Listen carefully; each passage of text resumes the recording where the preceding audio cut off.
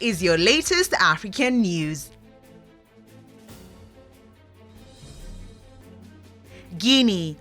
Guinea says it will prosecute ousted President Alpha Conde for murder.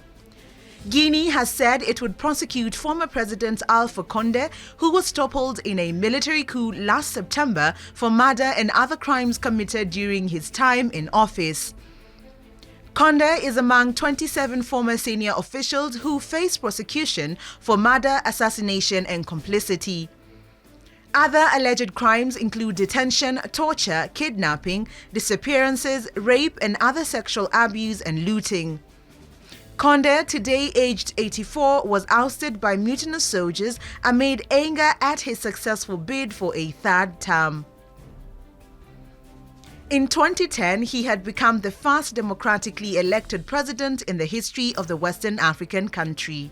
But his popularity dived in his second term as critics accused him of authoritarianism and opposition protests were violently repressed. Dozens died, the overwhelming majority of them civilians. East Africa. Parents urge Uganda to release Kenyan children held for fishing. 4 Kenyan children are being held in Uganda's Luzira maximum security prison for engaging in fishing on that country's side of Lake Victoria. The 4 include 2 secondary school students and 2 in primary school. The candidates risk missing their national exams this year after Ugandan authorities slapped each with a 50,000 Kenyan shillings, that is $431 fine, or a jail term of 6 months.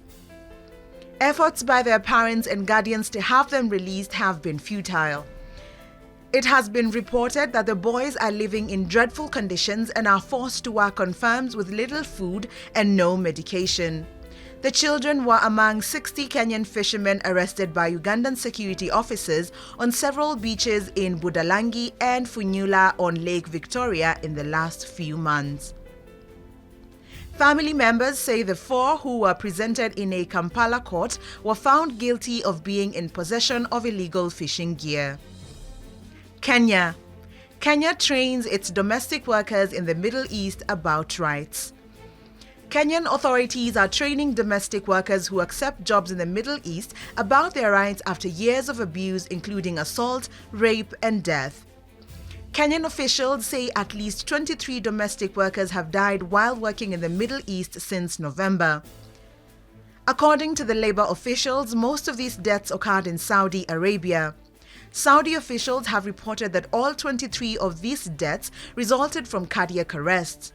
In April 2020, rights advocacy group Amnesty International reported that Kenyans employed as domestic workers in the Middle East often complain of lack of pay, forced labor, physical abuse, rape, and dangerous working conditions. Kenya is now providing safety training for domestic workers employed abroad as an estimated 30,000 Kenyans migrate to the Middle East to find work each year. Kenya's Labour Minister Simon Chelugui has said his department was working with Saudi officials on labour law reforms. Mozambique. Mozambique plans a law to regulate and tax churches. Mozambique is planning a new law that will regulate churches' activities, impose taxes on them, and require them to have a minimum number of 200 signatures in order to register. Justice, Constitutional and Religious Affairs Minister Helena Kida said a government analysis has revealed warning signs amid a runaway proliferation of churches. Mozambique has a total of 900 officially registered religious denominations, but a lot more exist. The Christian Council of Mozambique (CCM) is backing most of the provisions of the proposed law, saying it recognizes that the government wants to bring order. West Africa. Togolese President agrees to Mali mediation role. Togo's President Faure Gnassingbe has agreed to act as a mediator in Mali's political crisis as the West African country's military government faces pressure to re-establish civilian rule. Mali has been in turmoil since the military seized power in the Sahel state in August 2020, with negotiations ongoing over the length of time needed to restore constitutional order. Relations between former colonial power France and the military government has also deteriorated, with Mali breaking off from its defense accords with Paris, condemning flagrant violations of its national sovereignty by French troops. Mali's military government had initially promised to restore civilian rule.